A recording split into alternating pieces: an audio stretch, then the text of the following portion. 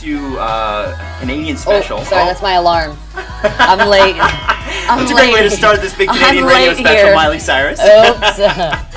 11:30. That's what time I planned on showing up. Okay. Well, I got here early. that's is that rare for you, or usually on I'm time? usually not that on time. I have my own concept of time. Okay. No, I watched this Grace Jones interview, and I was obsessed that she said she had her own concept of time to the interviewer because she was 7 hours late to her interview. And when they said you're 7 hours late, she was like, "Yes, I know." It was fine. So I'm like, I wish I could do that because I'm always running late. I try not to for this kind of stuff, but in my own life, I'm always late.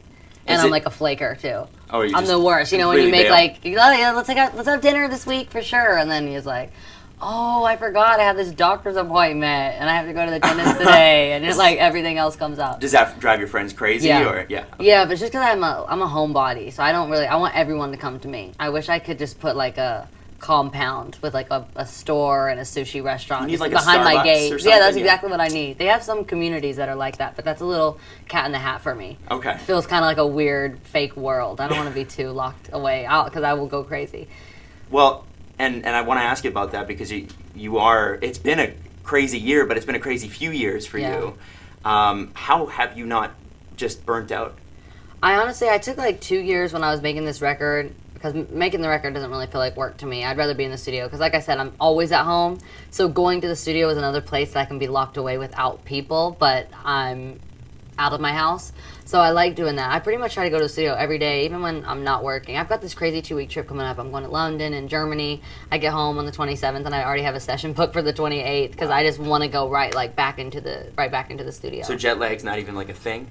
I think it's like anything. If you just power through it and you pretend like it's not going to catch up with you, you kind of got to do that, because sometimes when you go back and you're jet lagged, you end up like ruining your life because you sleep during the day and you can't sleep at night, and then you get off this crazy schedule. So I just kind of try to bounce into like wherever I'm going and keep sleep as a last priority.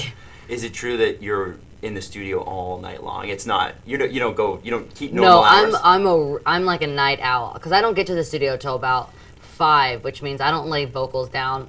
My assistant said the other day, he goes, "You're gonna get there at 4 and you're gonna start recording at midnight." And I was like, "You're so exaggerating. That's not true." He got back. He went and like partied with his friends, came back, and I still hadn't cut vocals. He's like, "It's 1. You did it even more than what I thought." He was like, "What have you been doing for all these hours?" I was like, "Well, I wrote a verse. And then I've been like sitting here. I've been like chilling, been on the computer. I've been listening to other records. So I just like when I'm in the studio, I kind of just hang out there, and then I work. So it doesn't feel like a pressured thing. I get a lot done, more than most would think, because I do just end up hanging out. But once I'm actually in the booth, I stay in there. And do you ever, at 4 o'clock in the morning, ever get like?